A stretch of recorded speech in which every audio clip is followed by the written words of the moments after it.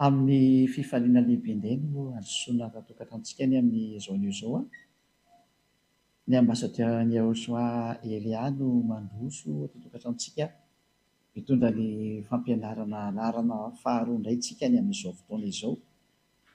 Dia amin'ny firavoravoana lehibe no iarahantsika indray ary miarahaba manokana ny dada malalaka Yayavaza izay mampitondra an'izao teny izao a. Ary miarahaba manokana koa ny Yahosoa izay tompony fampianarana koa izay avy any amin'ny dada mala Yayava ary dia voninahitra ho anazy menaka. Dia mamerina ny fiarahabanantsika rehetra tokantrano tena koa ny ambassadeur ny Yahosoa Elia no mandroso tokantranontsika indray amin'ny teny tia. Dia mamerina ny fiarahabana an'izay rehetra mbola tsy nahiny ihany koa izany a. Dia samota iny Yahosoa daholo. Narana faharoa ny fampianarantsika ny amin'izao anio izao ary mitondra ny lohateny hoe ny anaran'ny Yayava dia novain'ny olombelona hoe Allah. Moa izany Andriamanitra ny Silamo izay alaza ao any tsy malala. Na hoe Jehova ho any Andriamanitry ny protestanta ny dikan'izay ary hoe Yahvé ho any Andriamanitry ny katolika ny dikan'izay. Fa maninona moa izany izy io no novainy? Izany ilay resatsika. Etra dia manome valiteny ary maverimbeloko ity valiteny ity hoe nanararoatra ny atezeran'ny dada Yahva ny olombelona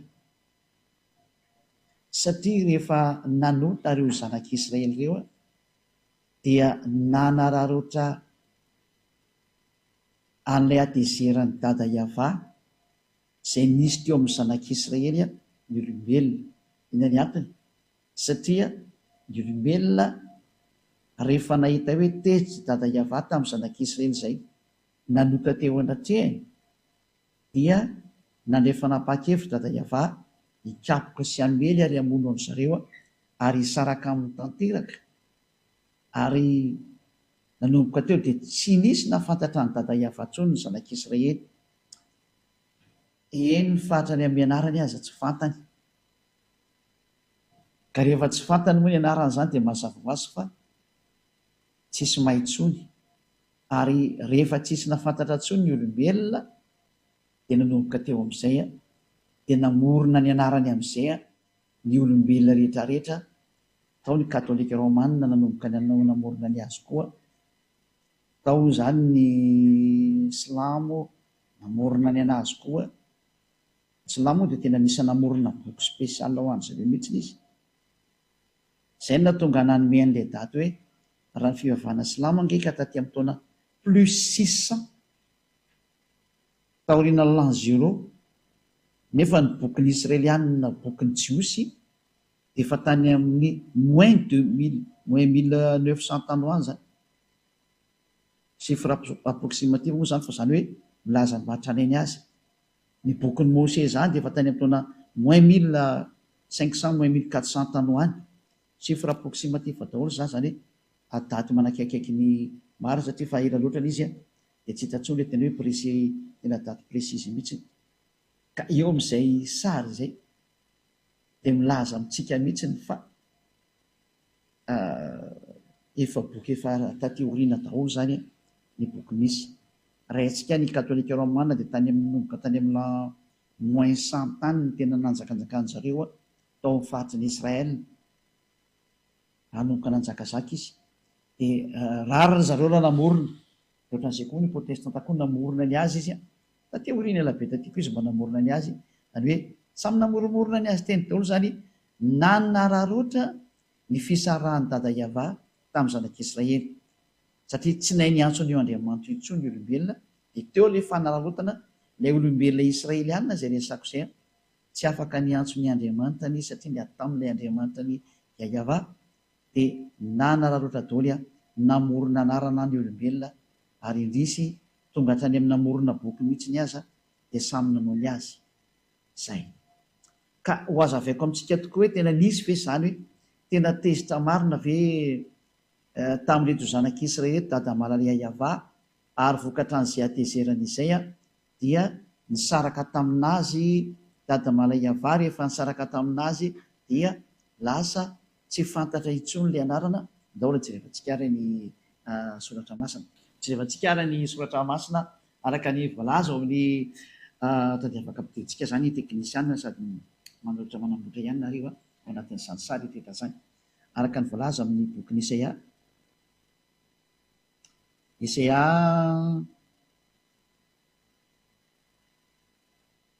Isaia toko voalohany misy nkeny to jerevantsika voalohany Isaia toko voalohany mikasika ny amin'ny hoe ny atezerany dada Yavata amin'reto zanak'Israely reto zany raha mamesana dia masoma raiketsaka kely zay ao eto tsara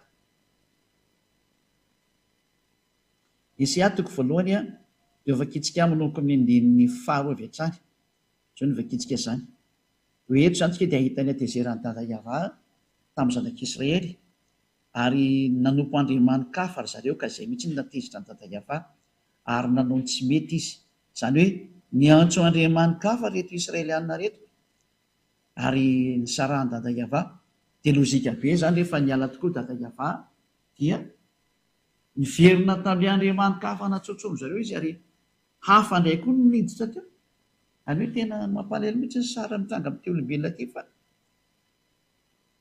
izay no tonga antsika nanome an'ilay daty mihitsy ny ambassadeur-ny Elia hoe ity nge ny daty dia jereo tokoa fa tena nialanareo ny anarana mahafaka amin'ny fahotana satria mantsy ny tena marina io andriamanitra io tena tsy tia fahotana izy ary tena halany mihitsy n'izany fahotana zany tena tsy mety aminy mihitsy n'izay teny zay aloha vaketsiro nisy atoko fa 7:20 anomboantsika anazy aloha amin'izay resaka fahotana zay hoe tsy mety aminy mihitsy io fahotana io ka raha ianao zany mpanota ny fivavahanao miteraka anao mpanota ohatra mpanotanao rehefa tsy hayavana iantsonao dia efa mpanota ianao raha vao miteny hoe andriamanitra Abrahama ny andriamanitra anao ka tsy hayavana antsonao dia mpanota ianao satria io ny orizinalana antsony Abrahama ka raha misy olona manova an'izany dia efa tsy andriamanitra Abrahama miaraka aminazy lozika be nge zany na ianao koa recomprendre an'izany hoe i Abrahama kosa ve tany amin'ny lamoiny 2000 tany ho any no nisy dia izy niantso hoe Yahava tao anatin'ny bokin'ny Israely any dia misy ve olona mamorona boky hafa teoriana ity dia mamorona anarana hafa izy miteny hoe andriamanitra Abrahama ihany no antsony ahoana moa ny ampitombona an'izany kosa ny aminao na ianao ngita dia micomprendre hoe tsy marina ity sary ty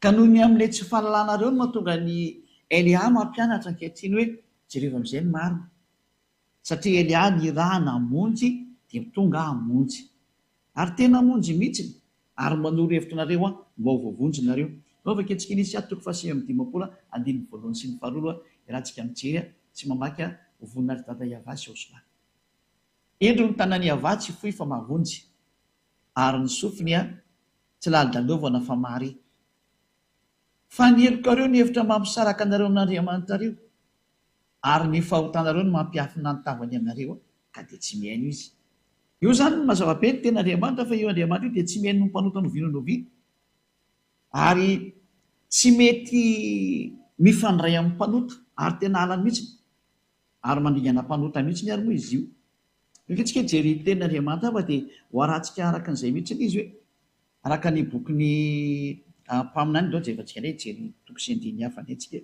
tsy aloha hijery kely anankiray tsika aloha satria mampianatra dia tsy maintsy manome anareo kotsiny hoe koa misy tenty mba ho jerevantsika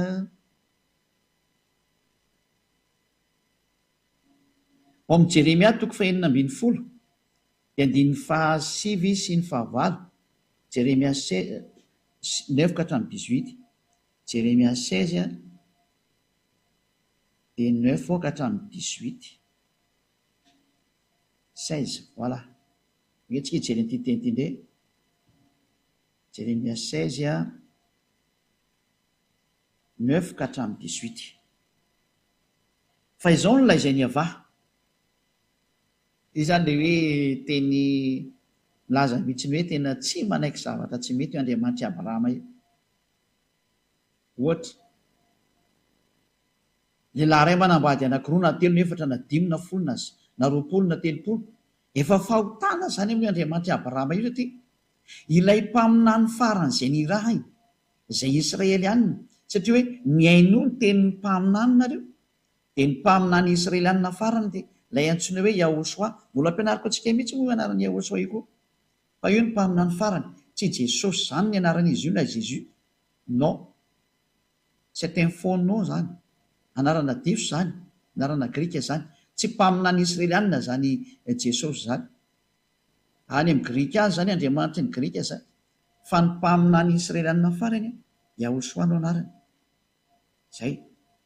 Ary zay Yahosoa zay mihitsy no namoaka fanambarana mihitsy hoe aoka ny lehilahy anankiray hanambady vehivavy anankiray, ary aoka ny vehivavy anankiray hanambady lehilahy anankiray, fa zany ny didin'io Andriamanitra Yahva io. Zay. Raha namboarina ozy ny olombelona dia lahy sy vavy no namoronany azy, ary lehilahy ray manambady vehivavy ray, ka ahoana moa zany nareo lasa manambady be dia be? Zay nge tenen'ny mpaminany farany hoe. Ary tsika tsy maintsy mihaino ny tenin'ny mpaminany Israelianina. Tsy mahazo mihaino teny ankoatra ny mpaminany Israelianina satria mpaminany Israelianina no henoina. Hiditra amin'izay antsika rehefa avy eo fanaovatsika hiditra amin'ity le Jeremia 16:3. Jeremia 16:9-18. Fa izao no lazainy Yahva tompony maro, Andriamanitra ny Israely. Indro atsahatra amin'ity tany ity eo masonareo sy amin'ny andronareo ny feo mifaly sy ny feo miravoravo, dia ny feon'ny mpampakatra sy ny feon'ny ampakarina. Mandeha mankany amin'ny Israelianina zany le teny satria tezitra be dada Yahva. Dia tena ho atsahatra eto amin'ity tany ity izy eo masonareo ny feo mifaly sy ny feo miravoravo, dia ny feon'ny mpampakatra sy ny ampakarina.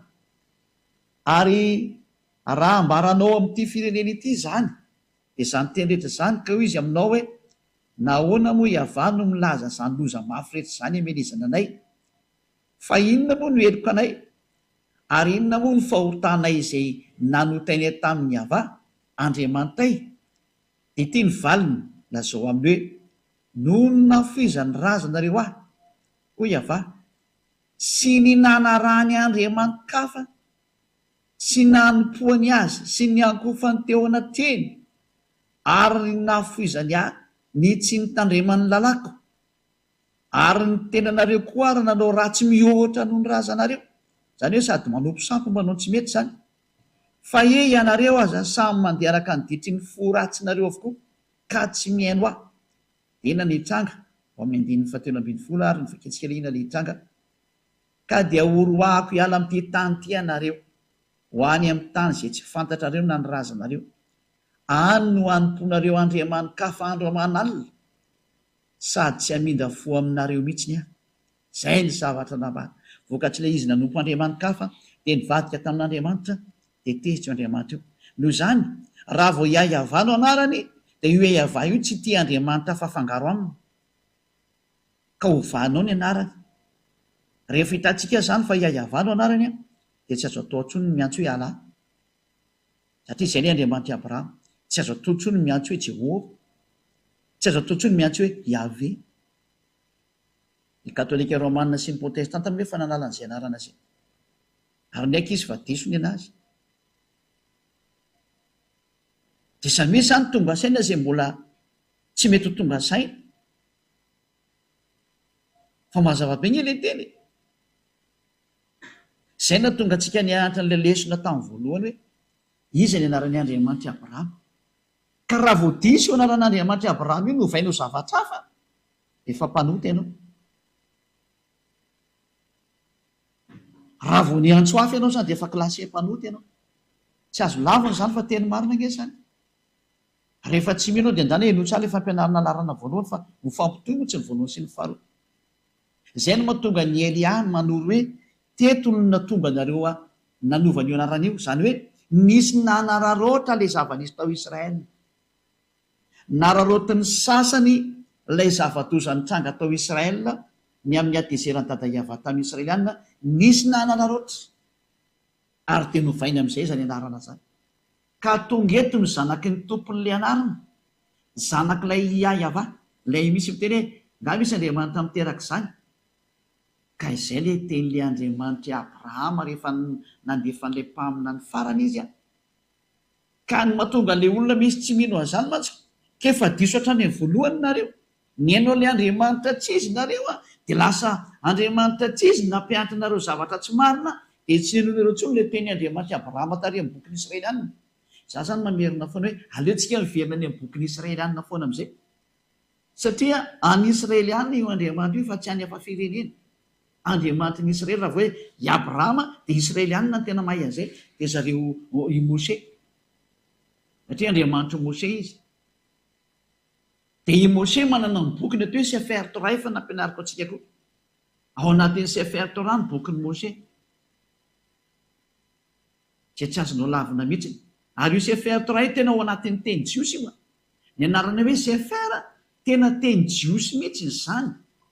Olo resantsika zay rehefa miditra amin'ny hoe mpaminany israelianina tsy maintsy orana dia voavoaka eto aminao koa hoe teny jiosy mihitsy nge ao anatin'ny lalàna jiosy nge zany teny hoe Sefer Torah zany.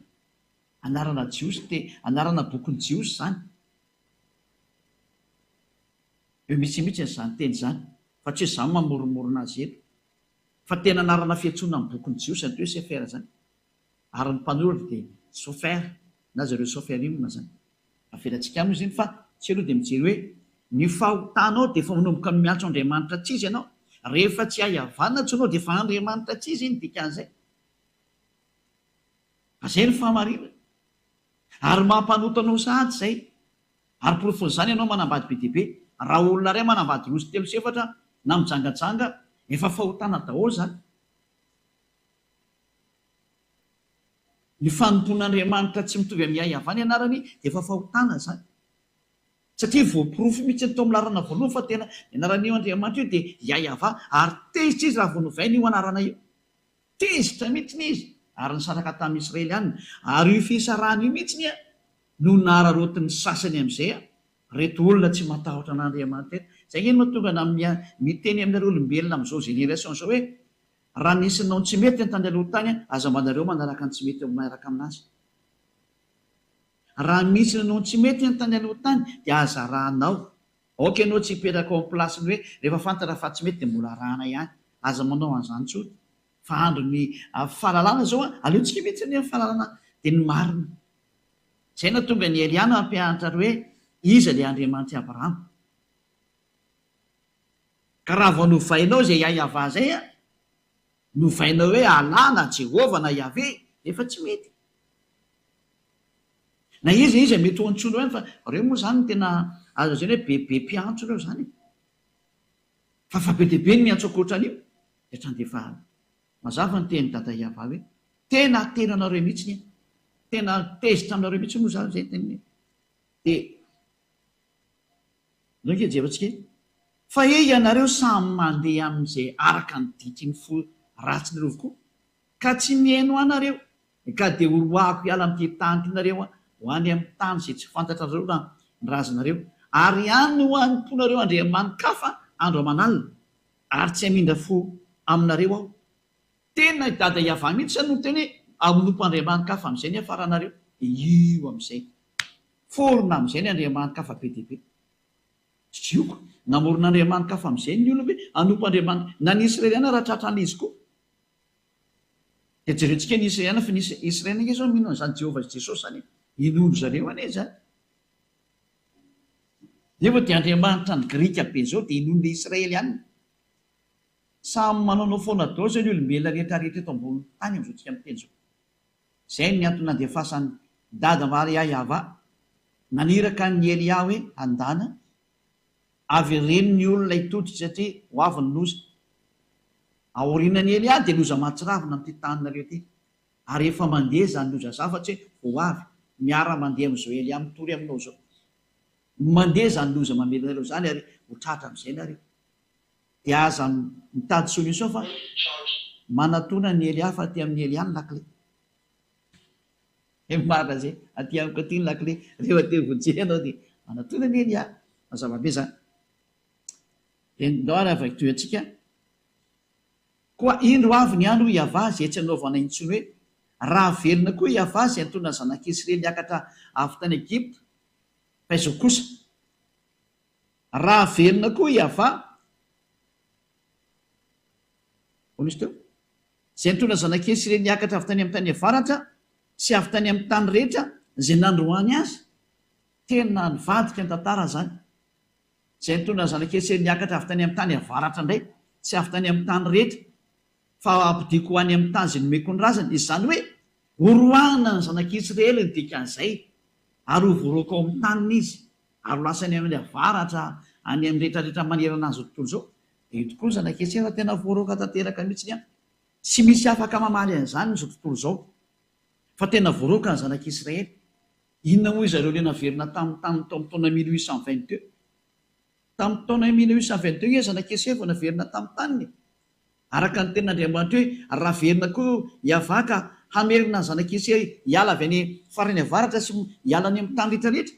Zany hoe fampodinan'ny Israeliana hiverina amin'ny taniny zany no fahavinany eto indray. Izany hoe tena ny roahany dada hiavany zanak'Israely ary tena ho avy nefa ny fotoana miarinana anazy. Efa niverina zareo tamin'ny taona 1822 saingy mbola misy jiosy be deaibe any ipetan-dranomasina any fa tsy ao Israely. Reny le anisan'ny tadiavin'ny Elia mizotsika amin'ny teny zao hoe miverena ianareo fa nanao ny tsy mety any ianareo e. Zany mahatonga anareo voaroaka io. Dia mbola sy tonga saina ihany ve ianareo? Ry Israely ihany ry hafa fireneny mba tonga saina daholo. Dia nitoizantsika ihany le teny fa za moa dia tsy maintsy manaratra antsika foana. Izao fa ho ampidiko any amin'ny tany izay nomeko ny razana izy. Indro izao aniraka mpanovo maro hiavaha izay hamovo azy. Ary rehefa afaka izany dia aniraka mpihaza maro izay hihaza azy any an-tendrombohitra sy ny havoana rehetra ary ny antsefatsefaky ny aram-bato. Mpamovo moa zany zany hoe zany mpamovo zany ngamany hoe mpanenjika ve dikasa tsy haiko le teny gasy mpamovo zany zay. Zany hoe enjehako mihitsy nareo izy dada hiavary tsy amelako mihitsy ireo raha tsy potika. Fa ny masoko dia mijery ny aleny rehetra ka tsy miafina mitavako mihitsy zany ary tsy takona amin'ny masoko ny eliny.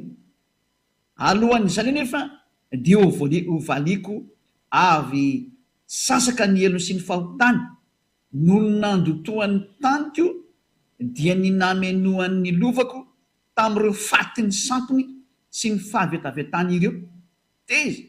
Tezitra mihitsy ny dada hiavah lazay ny fahafatin'ny sampony mihitsy. Atezerana nge zany zany hoe samposampy fatin'ny sampinareo toy ny entinareo aty ohatr' izany nanompo Andriamanitra tsy izy ny zanak'Israely. Ratsy be ny zany.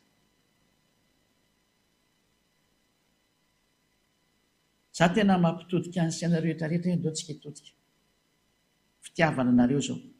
Andriamanitra hafa daholo ny antsoinao rehefa tsy hiavany antsoinao. Andriamanitra hafa io ary mendrika no potehana koa ianao. Dia izay no mahatonga ny hoe ho arantsika amin'izay hoe nanomboka teo satria roahany dada hiavany zanak'Israely tsy nisy nahay ny antso anazy tsony. Izay ny hafarany noho ny amin'ity Andriamanitra hafa natsony zareo ty.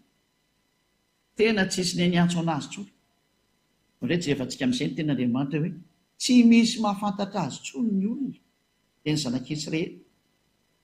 Foana hatrany amin'ny famonjena ho an'ny zanak'Israely. Isaia toko fahaenina.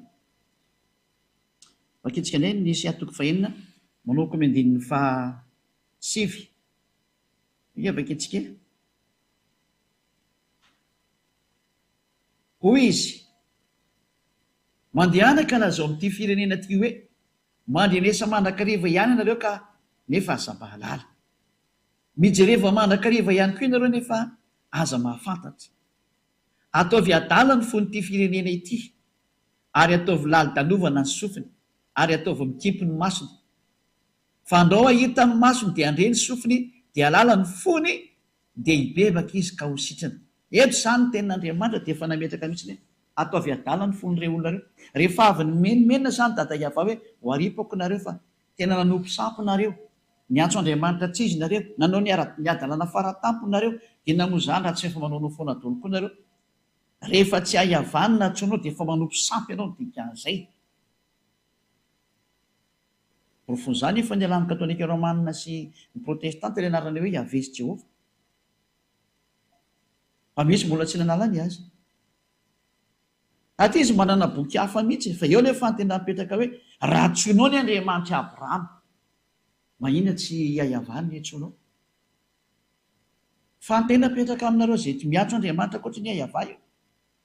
Satria ny rahantsika nijery mihitsy ny originalina ilay anarana tao amin'ny bokin'ny Jiosy niraisika mihitsy ny hoe raha ny bokyny jiosy dia tany amin'ny taona moins 2000 sy ny moins 1500 tany any ny bokyny Abrahama sy Mose. Fa raha ataontsika hoe raintsika eto ny boky hafa raha ny bokyny Silamo taty amin'ny taona plus 600 ty izy ary ny tokony ho arahantsika. Dia hoe tena mila mipetraka maso tsy miangatra sy tena be fitiavantsika hoe tena hoe raha tena nompon'ny Andriamanitra Abrahama maro ianao izy ny tokony ho arahana. Ny teny tany aloha tany ve zay tenin'ny Abrahama mivantana sy tenin'ny Mose mivantana ty izy mianakareo no nahita anazy voalohany indrindra sa le tenin'olona taty oriana taty zay taty amin'ny taona plus 600 ty no tsara tsy miangatra tsika, na ny tenin'ny tao amin'ny katolika romanina sy ny protestanta fa saingy zareo efa nanalany azy. Fantahina mipetraka mihitsy izay fa zay hoe tonga Elia hamonjy sy hanavitra. Mbola tsy ndiko mafy aminao mihitsy izany teny izany hoe hamonjy sy hanavitra zany Elia zany, solo tenan'ilay Andriamanitra Abrahama Yahva ny raha namonjy ny olombelona ampafantatra ny olombelona hoe tega ny adalana nataonao. Mbola anao adalana ihany ve ianao dia ho fay ohatran'ny Israely ihany? Fa tena ny faiziny io Yahva io tsy nge ny Israely ihany. Ianao ve mitady famaizana ohatran'ny nazo anazy? Fa ny tena napetrako aminareo rehetra izay mandray azy manderana an'izao tontolo izao. Ery any mametraka fantena aminareo olombelona eto ambonin'ny tany dia eto amin'ity planeta Terre nareo ity ianareo olombelona mbola sahanareo ve nanimbazimbana io Andriamanitra Abrahama? Fa fanazimbazimba anazy ny fanovana ny anarany. Raha Yahva ny netsony Abrahama anazy azo vaina tsony izy efa manimbazimba ianao rovovanao zany. Ary raha Yahva ny netsony Mose anazy mbola manimbazimba koa anao raha hovainao zany satria mpaminany lehibe anankiroa ngery hoe niaraka tamin'ny Yahva. Ka ahoana moa anao ny anazimbazimba ny anarany io hovainao zavatra hafa izy dia amoronanao zavatra hafa mihitsy le izy. Tsy matahotra ve ianao?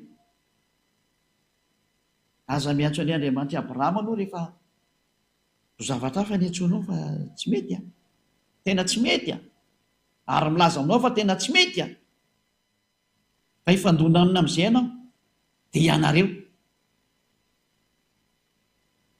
Fa Andriamanitra Abrahama zany tsy azo sangina mihitsy zany. Andriamanitra zany ary tena izy zany. Ka mamerina ny sainareo olombelona mihitsy ny hitodika any amin'ilay tena hoe mba jerevo amin'izay ny manina. Fa ny zanak'Israely izay niaraka taminy rehefa nandika ny teny sy naniotra anazy ary niantso Andriamanitra kafa hatrany dia tena nataony fay mihitsy.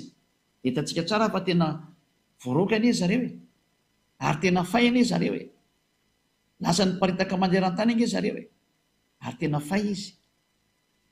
Hitantsika tsara zao nanaovany Hitler anazy tamin'ny taona ady lehibe nisy tany aloha tany ireo tamin'ny ady lehibe faharoa nga mitsaiko na voalohany na faharoa namono ny Hitler anazy iny tamin'ny ady lehibe faharoa. Zava-doza mihitsy anie.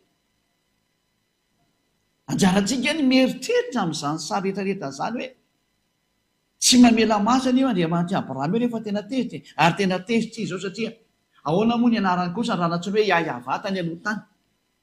Ary zareo ary rehefa mira dia manao hoe Alleluia dia zany ihany anarany Yahva ny dikan'izay.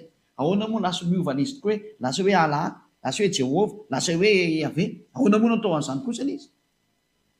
Tena tsy mety kosa ilay zany. Ary profezany tsy misy afaka amin'ny fahotanany olona. Nefa ny eo Andriamanitra io tsy tia fahotana mihitsy io. Ina ny vakintsika tao amin'ilay Esaia toko 150 voalohany sy ny faharoa hoe ny tanany Yahva dia tsy fa mavonjy ary ny sofiny tsy ladilovina fahamarina. Fa ny heliko ireo ny hevitra mamosaraka taon'Andriamanitra nareo ary ny fahotanareo no mampiafina ny tavany aminareo dia tsy mihaino anareo izy. Izany hoe io Andriamanitra Abrahama io zany dia miantso anao mihitsy hoe tsy haino anao mpanota zany izy.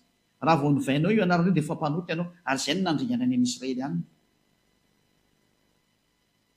Raha vao novainao io anarany io dia efa nanota ianao. Satria ny teny ny mpaminany Israely ihany hoe ny voninahitro tsy meko ny hafa mihitsy ka tsy ekeny io Andriamanitra io mihitsy zany hoe anarana hovaovaina izany.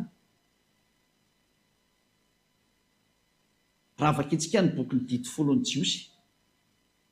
Raha niresaka tamin'ny Israely ihany izy tamin'izay fotoana izay ka nanome ny fanekena voalohany. Izay nifanaovany tamin'ny zanak'Israely dia izao ny voalaza ny lana hoe aza manana andriamanikafa fa izao rery ihany. zay ny voalaza ao anatin'ny didy folo ny Andriamanitra io mena zanak'Israely. Zany hoe tsy ekeny mihitsy zany isy Andriamanitra hitobily anazy any na hovainao ny momba anazy. Rehefa iaiavanao anarany dia iaiava hatramin'ny farany. Ataovaka antsika amin'ny bokin'ny Exodosy. Exodosy toko fa 20:1 sy ny 4 ary ny 7.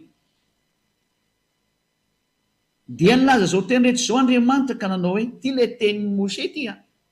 Ary raha vao mino any Abrahama ianao dia mino any Mose satria Mose sy Abrahama mitovy. Andriamanitra reny naniraka anazy mianaka. Ary raha vao mino any Mose ianao dia mino any Abrahama dia mino an'ity tenin'ny Yahva ty, le Andriamanitra Abrahama sy Andriamanitra Mose. Fa izao ny tenen'ny tato. Dia nilaza zao teny zao izy ao amin'ny bokin'ny Sefer Torah Jiosy. Araka ny Exodosy toko 20 hoe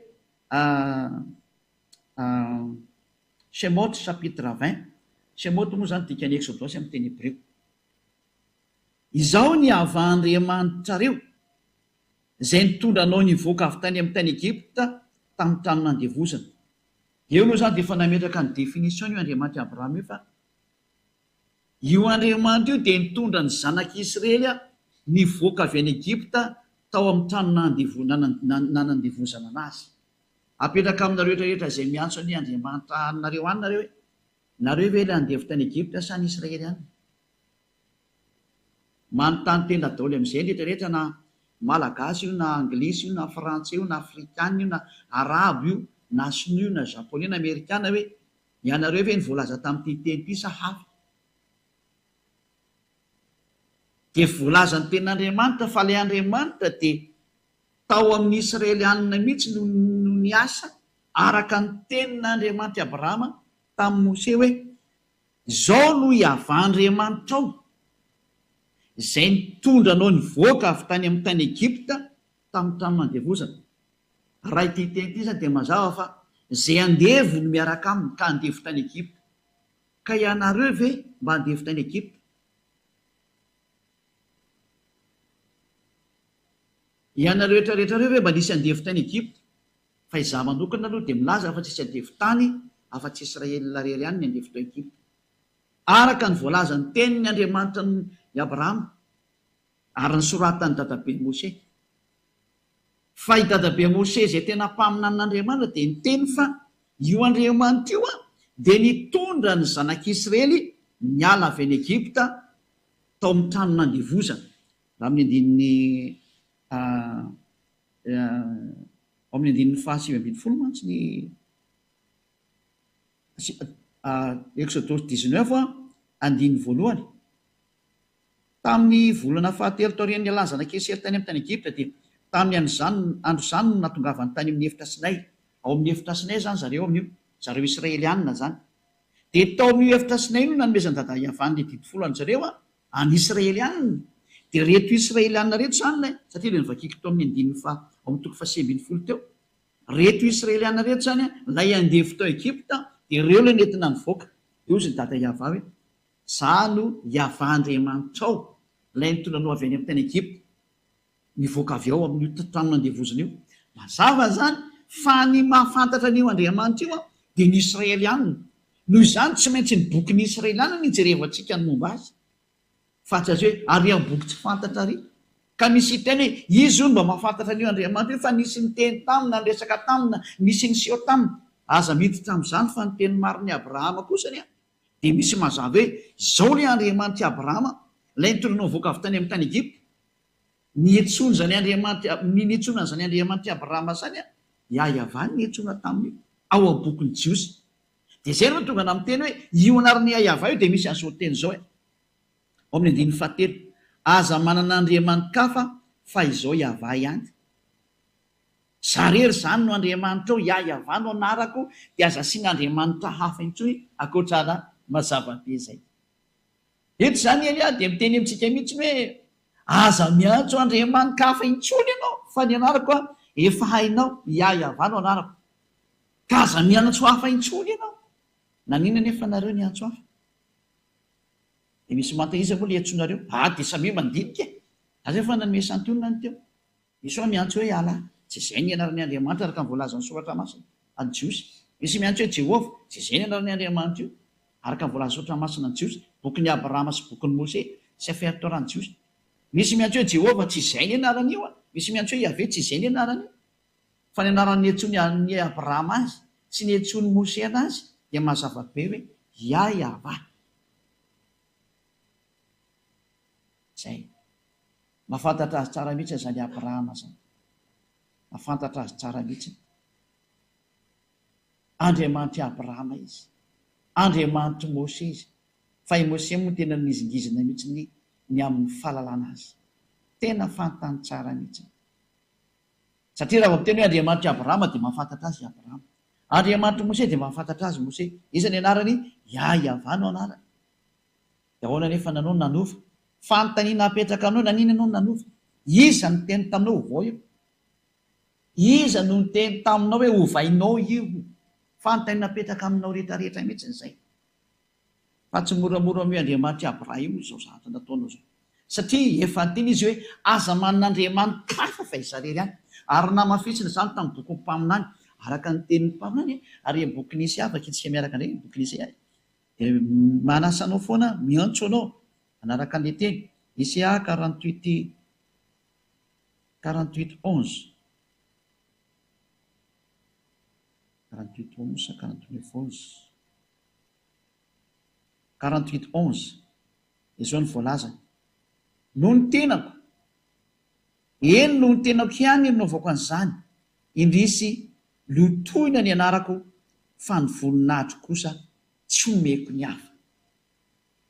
Tena lotoina mihitsy ny anarany dada Yahveh, lasa novainareo. Raha Yahveh no tokony hiantsoana azy, mandinihy teny ianareo nanina novainareo anarana io. Fa efa avy aiza? Iza nanomenareo an'io? Valy teny menanao a, ny adverseran'io Andriamanitra Abrahama io nanomenareo an'io. Ilay natonga dada Yahveh tezitra foana hatramin'izay.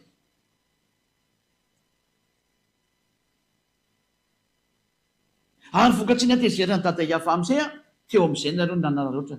Rehefa tezitra dada Yahveh dia nisitaka tamin'ny zanak'Esy, tsy nety niaraka tamin'ny tsony a. Teo amin'izay nareo a, ny olombelona tena nampalahelo mihitsy ilay zavatra niseho. Nalain'izareo amin'izay dia namorona anaran'Andriamanitra amin'izay izy. Teo daholo ny nivoahan'ny anarana be dia be natsoinareo olombelona. Oka daholo ny karazan'Andriamanitra be dia be. Indrisy mampalahelo. Izany hoe nararotiny sasany ilay fisitany Yahveh malala tamin'ny zanak'Israely, Yahveh ilay Andriamanitra Abrahama, ilay Andriamanitra Mose. Rehefa niala tamin'ny zanak'Israely izy fa tezitra, dia nararotina amin'izay ilay fialana. Satria tsy nahafantatra azy intsony ny zanak'Israely, dia nararotina koa ilay tsy fahalalana, dia novaina amin'izay ilay hoe Allah, Jehovah, Yahvé, sy ny maro samihafa izay tsy voatanisa. Misy mamorona be dia be any. Fa reo moa no tena malaza reo, dia izay nahatonga ny hoe ity ny santionany ity. Fefa be dia be izany ankehitriny. Mampalahelo, mendrika ny potehana izao tontolo izao. Ary tena rary ny raha ho potehana amin'izay nareo. Rary.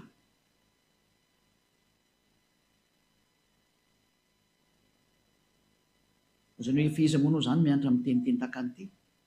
Ity natao hoe zandry ny Yahosoa, ilay iraka ny Yahveh, ilay misolo tena n'ilay Andriamanitra Abrahama, Yahveh no anarany. Ilay nambaninareo sy nataonareo tsinitsininy, ity izy ity. Tsy matinareo zany anarana zany. Olombelona ihany nareo ka mipetratra.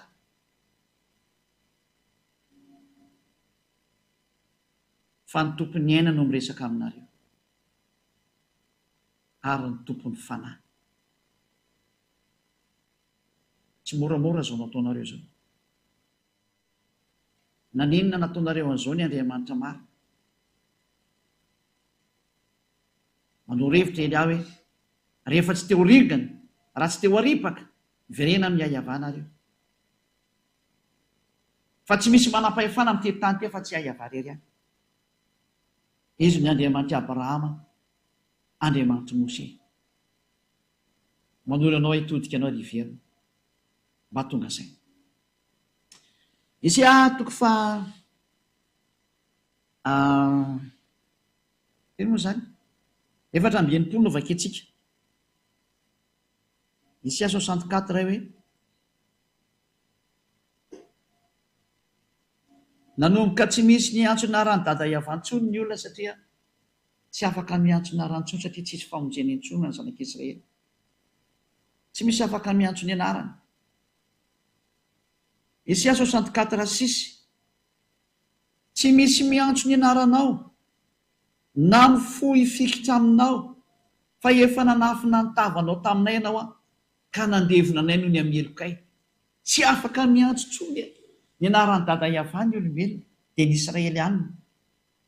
Tsy misy miantso ny anaranao tsony na mba hifoha marainaka hifikitra aminao. Ina ny antony? Nafeny dada Iavany tavany ka tsisy afaka miantso azy, tsisy afaka miresaka aminy. Zay ny zava-misy zay. Nampalahelo ilay tantara.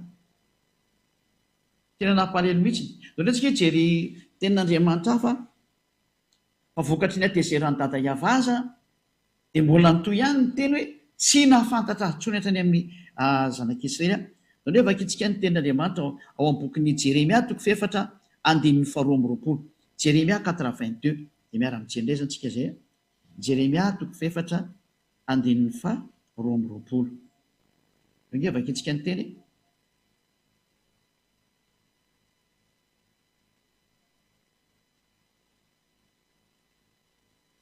Jeremia 4:22.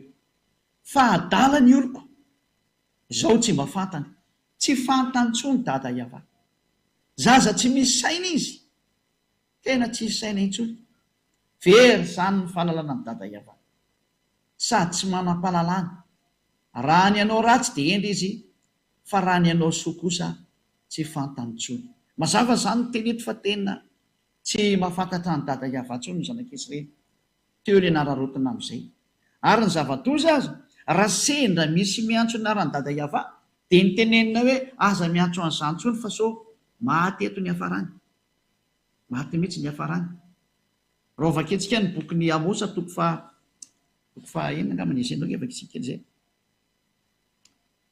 Amosa 4:4 vakitsika kely amin'arany ao soa. Amosa izao misy an'izany Amosa zany. 4:4 dia manomboka amin'ny 5.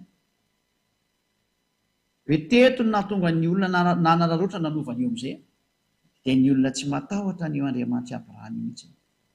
Amosa 4:5 ka hatrany amin'ny 10. Ary raha misy folona sisa ho an-trano iray dia samy ho faty ireo. Io zany le ozina hoe ho ataoko maty mihitsy nareo androany, hoe enjehako mihitsy ireo sy dada Iava, vonoko nareo. Ary ny havan'izay matina izay mandevona azy dia ambetany faty ka dia tondra azy hiala ao an-trano. Hoe avoaka zany dia faty zany satria maty ireo. Dia hiteny amin'izay ao anaty trano hoe mbola misy ihany va ato aminao, zany hoe mbola misy olona maty ihany ve ao. Dia hoy izy hoe tapitra, dia ho valiana hoe manginona re fa tsy tokony ho tonoina ny anaran'ny Iava. Hoe aza tonoina ny anaran'ny Iava fa raha vao tonoina io dia maty eo indray tsika. Zany hoe tena tsy misy fahefana iantso ny anarana tsony fa tena lasa danger de mort no miantso anazy. Raha ho an'ny zanak'Israely nanomboka teo ny Israelianina ilay tsy nahafantatra azy tsony ary tsy nahalalana azy tsony. Ary tamin'izany fotoan'izany tokoa dada Iava no nanao an'lehilahy aminazy hoe ny oloko hafantatra ny anarako dia izay hitenenako hoe ity aho. Satria ny Israelianina efa tsy afaka hafantatra intsony noho ny amin'ny atezerany dada Iava dia nipoteny mihitsy ny fahalalana azy ka vita ny dada Iava hatrany amin'ny naniraka Nebokadnezara hanapotika ny tempoly izay misy azy. Vita ny hatrany amin'ny fanapotena ny tempoly noho ny amin'ny atezera. Ka rehefa tsy teo potika ohatra nanjony Israelianina, petrahatsara ianao. Aza miseho anao mahery ianao no miseho matanjaka ianao fa tsy matanjaka zany ianao. Olona ihany ianao fa tadidio ary lehibe ilay mibaiko ny sainao. Fa ny foroniny ianao Iava ny namorona anao. Ilay dada malalako, dadan'ny Elia zany. Ilay naniraka ny Eliako. Dada izy ve Andriamanitra izy ve tsy atao dadako aminy. Dady fanajanana azy zany. Ary marina zany. Zay ny zavatra misy zay. Ka inona ny sary mipetraka zany amin'izao tsika miteny izao.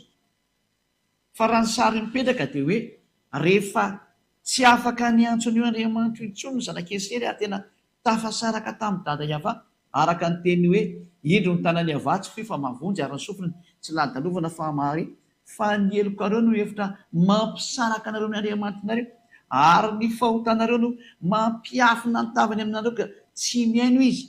Izay teny izay dia porofo mitohaka amin'ny tendantsika fa tsy mety miaino ny mpanota io Andriamanitra io. Zany hoe raha vao novainao io anaran'io dia efa mpanota ianao ary tsisy Andriamanitra miainanao zany io. Tsy miainanao zany io Andriamanitra Abrahama io, reraka ao fotsiny ny antsomatso tabataba anao zo fihetsiketsena maketsemaka fa tsy miainanao zany io Andriamanitra Abrahama io zany. La ny andro io fotsiny ianao. Fa raha Andriamanitra tsy izy dia miaino anao. Fa nazavaiko hoe ary io ngery natezitra ny dada Iava. Io no natezitra anazy. Ny fiantsoan'Andriamanitra tsy izy natonga ny atezerany. Dia zao nefa samy antso Andriamanitra tsy izy daholo nareo nefa manome Andriamanitra Abrahama. Aza manontona le Andriamanitra Abrahama na Andriamanitra Mose rehefa tsy hiteny hoe Iava le anarana. Fa tsy izy daholo ny ankoatran'izay. Tsy izy. Kategorika mihitsy ny ery amin'ny teny fa tsy izy. Ary rehefa tsy izy dia tsy izy. Ianao no mila mieritreritra sy mandinika amin'izay manaraka amin'ny marina fa tsy ianao no mbola iziriziry amin'ny zavatra tsy mety ataonao. Samety tonga sainy. Fanavotana fanahy fa tompony fanahy nge io Iava io. Ary izy nilaza fa ny fanahy izay manota dia ho faty. Rehefa teo faty izany ny fanahinao mipetraha ihany amin'io anarana tsy izy io ianao. Ezekiel 7:24 hoe ny fanahy izay manota, izany ny fanahy izay mbola miantso Andriamanitra tsy izy dia ho faty. Ary rehefa natoloka anao ny antony tonga ny anarana nipotra, rehefa nanomboka tezitra io dada Iava io dia niovana izy. Indao no jevantsika koa ilay hoe ny fanahy izay manota no faty dia ny anankiray ilay hoe ny rano mihitsy Nebokadnezara nandoro ny tempoliny. Mampatsivoka anazy teknisiana na somary adiny kely zany izay zazay. Loatsika aloha jery an'ilay hoe Ezekiel 18:4 zany no vakitsika voalohany.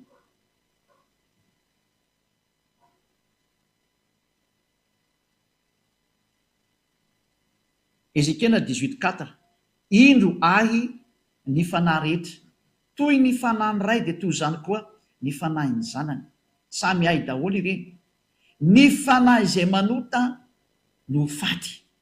Zany hoe raha misy fanahy manota zany dia ho faty io fanahy io.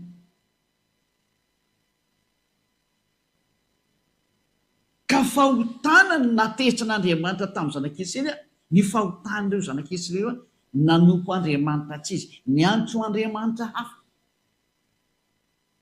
Tany dia fatezerana, potika, fampitehana. Rehefa tsy teo potika ianao fa andro farany zao, ialamy Andriamanitra tsy izy. Niverenina amin'ilay Andriamanitra Abrahama antsoiny anarana hoe Iava. Niverena amin'ny Andriamanitra ny Mose ilay antsoiny anarana hoe Iava. Fa raha ihany ny Andriamanitra izy mianakary. Tena fitiavana izany teneniko izany. Fitiavana ny te-hamonjy anao satria maninona? Efa mandeha any ny loza hamelanareo olombelona. Efa misy eo ambony lohanareo, efa misy eo ambanin'ny taninareo, efa misy eo akaikin'ny tongotronareo. Efa mandeha ny daholo ny loza. Teny amin'ny rivotra efa misy. Feno loza amin'ity taninareo ity amin'izao ritenenako izao. Ny fikapoana eny aminao eny sisa ny andrasanao. Rehefa tsy hitodika ianao dia hamely ireo. Dia mbola misy fotoana maiza mifehy. Fa fitiavana izany ataon'ny Elia zany. Tena fitiavana izany. Mbola misintona anao foana hoe mba miverena fa ampy izay. Nanome porofo za. Nomeko mihitsy hoe ity daholo ny fôtin'ilay izy. Tato ny navoanareo. Mbola jerevantsika daholo izany rehetrarehetra zany hoe menoa ny tenin'ny mpaminany Israely ihany. Zao hoe jerevantsika hoe tena nipotehiny dada Iava amin'izay hatrany amin'ilay tempoliny. Rovakitsika ny bokin'ny Jeremia filo izy 52 amin'izy. Jeremia 52:11 angambany izy hoe potehiny dada Iava mihitsy ny tempoly tao Jerosalema. Hoe Jeremia 52 amin'izy indray ity zao. Teo amin'ny andininy hoe vakitsika manomboka amin'ny andininy fafy 52:7 ka hatrany amin'ny Jefia France 7, 8, 9, 10, 11 angambany izay. 10.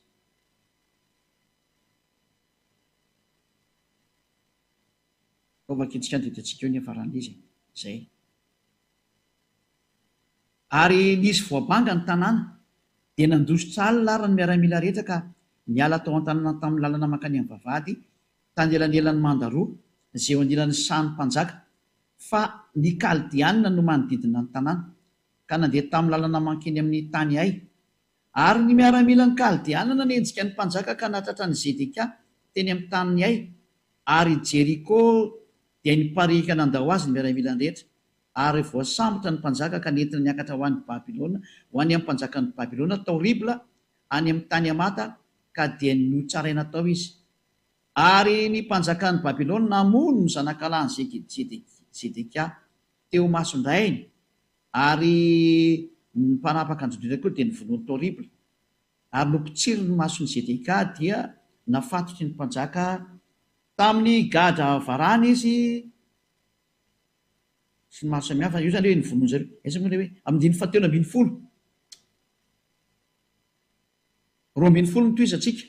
Ary tamin'ny andro 10 tamin'ny volana 15 tamin'ny taona 720 nanjakan'ny Nebokadnezara mpanjakan'ny Babilôna dia tonga tany Jerosalema Nebosaradana lehibe ny mpiambina mpanompony mpanjakan'ny Babilôna 720 ka nandoro ny tranony ava sy ny tranony mpanjaka mba amin'ny trano rehetra tany Jerosalema, dia ny trano lehibe rehetra dia nodorany tamin'ny hafa avokoa zay, satria dada Iava mihitsy naniraka anazy hoe nadoro. Rehefa tehitra zany hoe dada Iava io dia tonga amin'izany sary zany ary miomana ny dikan'izay. Io ny proof fa nitapahany mihitsy ny fifandraisana tamin'ny zanak'Israely naseny dorany Nebokadnezara mpanjaka mihitsy izy. Zay le rikatra amin'ny Jeremia 5:20 noinge vitsarivatsika izy teny zay. Jeremia 5:20 hoendro Nebokadnezara mpanompo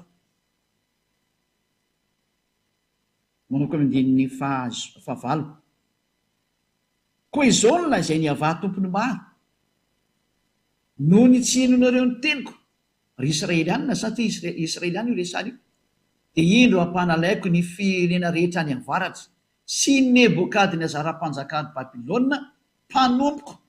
Lazay ny fampanompony mihitsy nefa zata sady olona mpanompo sampy io no tena biby be mihitsy.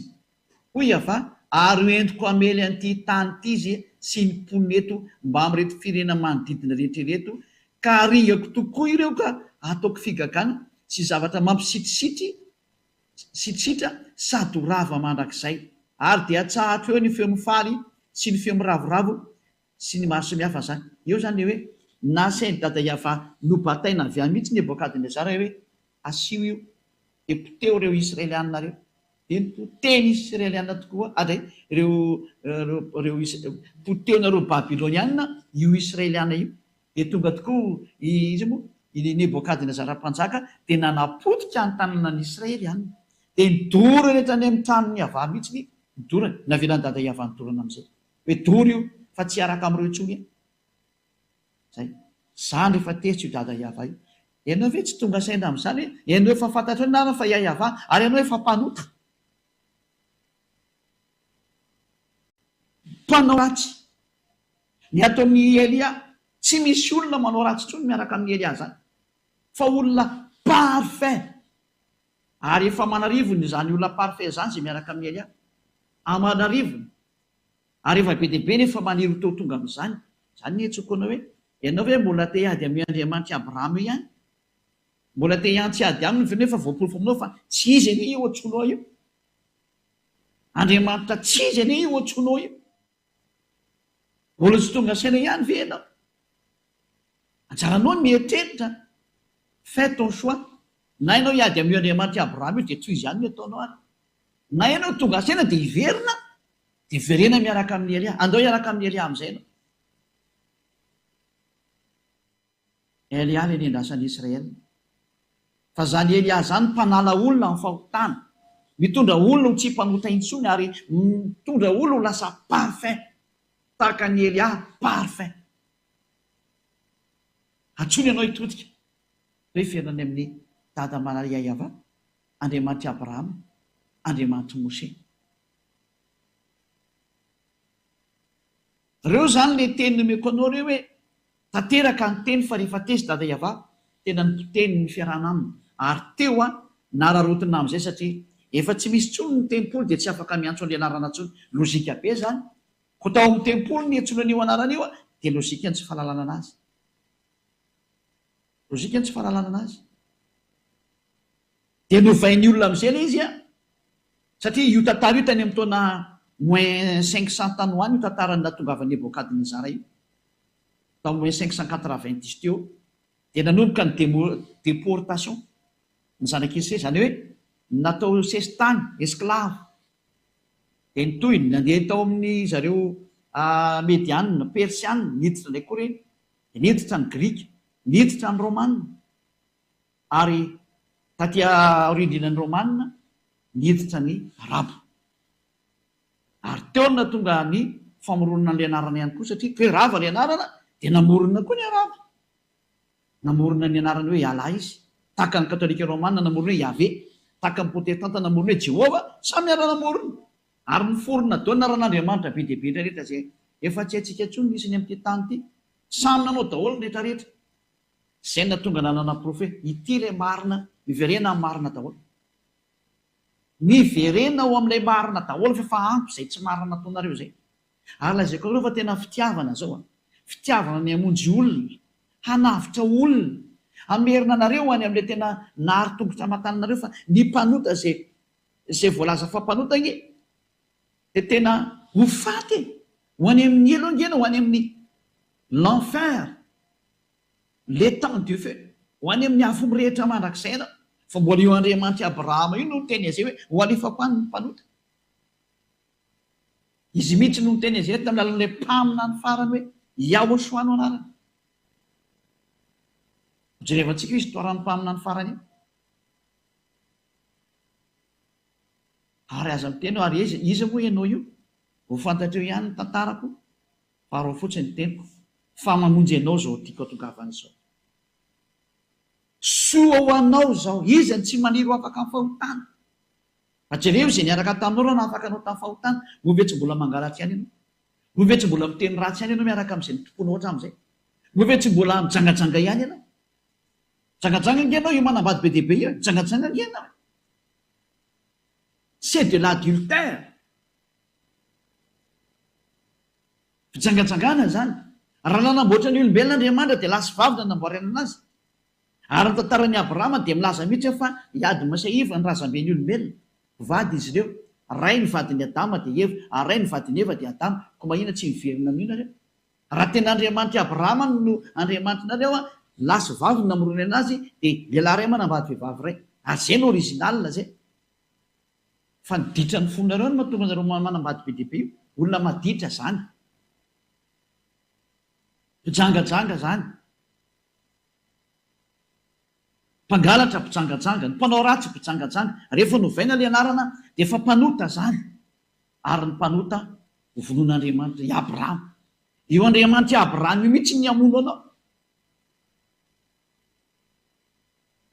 tena miteny anareo mihitsy ny efa fitiavana ho azo tsy misangy io Andriamanitra i Abrahama io izy no Andriamanitra verina amin'ny daholo zay rehetra miantso anazy iayavano anarana ary tsy manota intsony izay miantso an'io Andriamanitra io tahaka ny Elia tsy izay rehetra efa niaraka tamin'ny Elia satria izay miaraka amin'ny Elia zay na nytoa anarany hoe Elia iayavano ny mpaniraka azy dikany El dia Andriamanitra solo tena ny Andriamanitra mandehandeha ny atao hoe Elia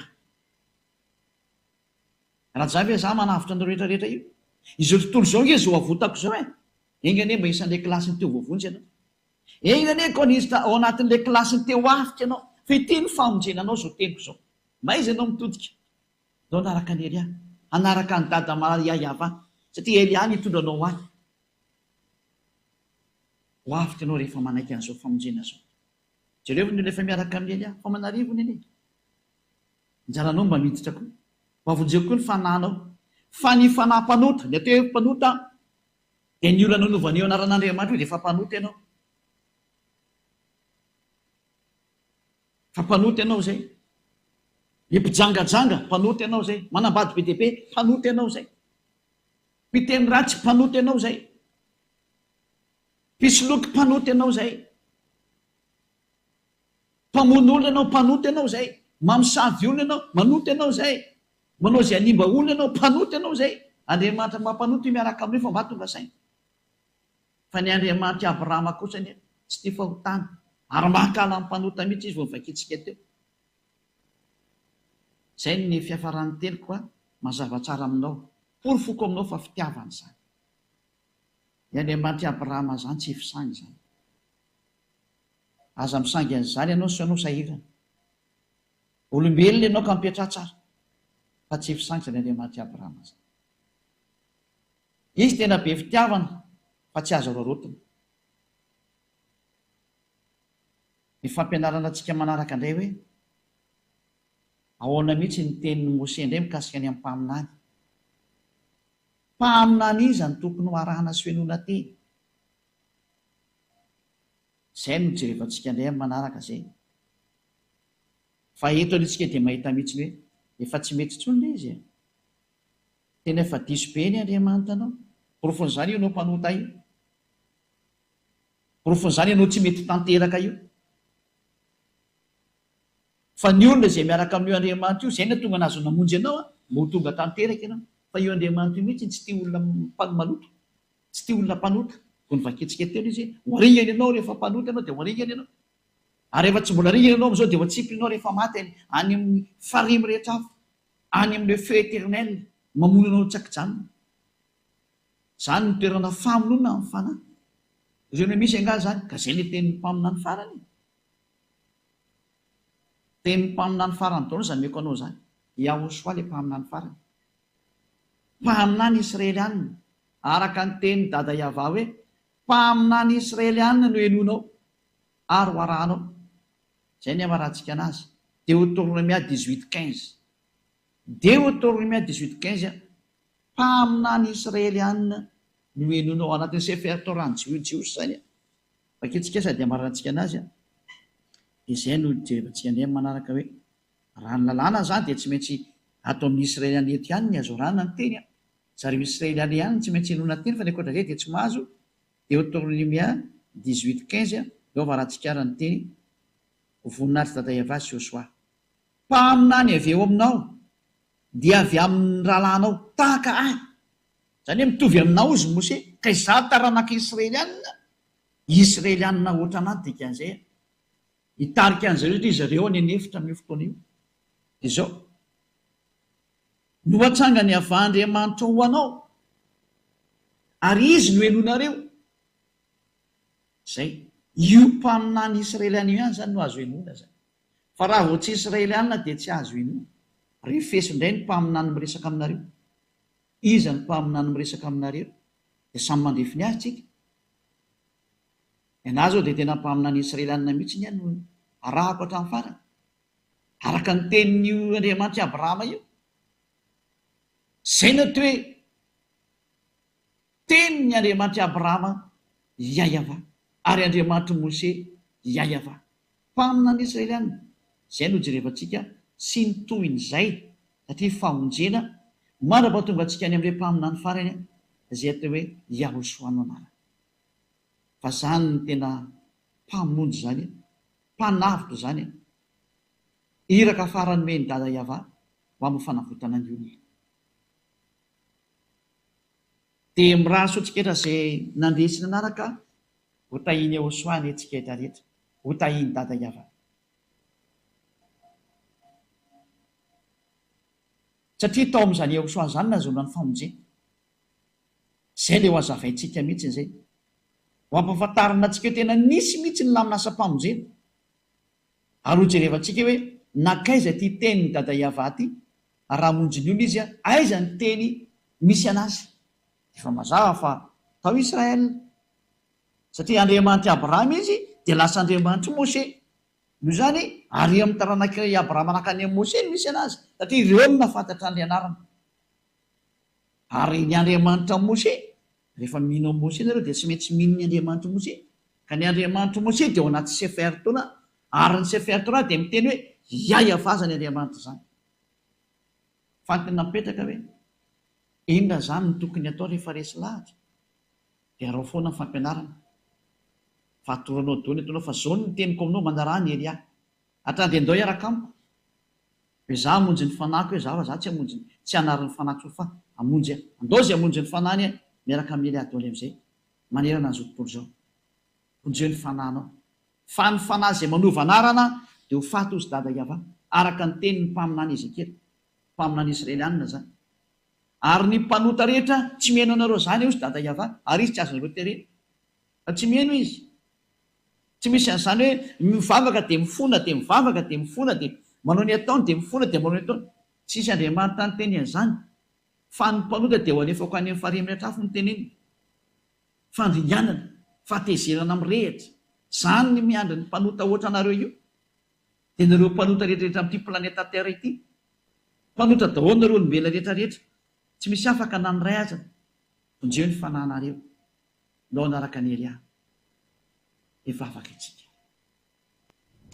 dada malala iava aho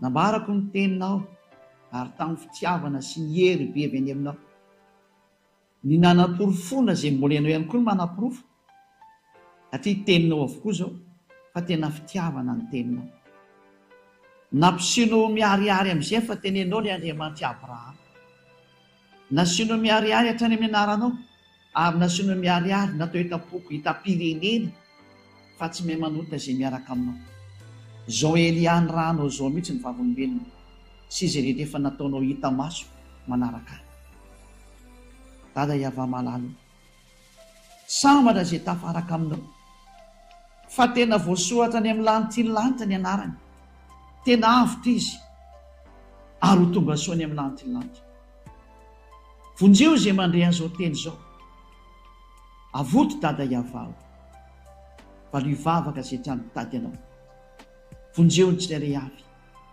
fa tena fitiavana ianao tonga ny ano tsy maintsy ampahafantarana ny olona marina mba hiverenanao any aminao satria mandeha ny fandringanana efa mandeha ny mpandringana dada iavao vonjeo izay mbola azo vonjena avoto izay mbola azo avotana atao maimiaino izay mbola afaka mandre voninahitry no manak'izay sorabetsaka dada malay iavao minarany avosona amen dia mirary esotsika samy tena soa ho amin'ny fitoza fampianarana manaraka ary ny hatsarany dada malay iava angy ho aminareo tsiray avy ho amin'ny manaraka indray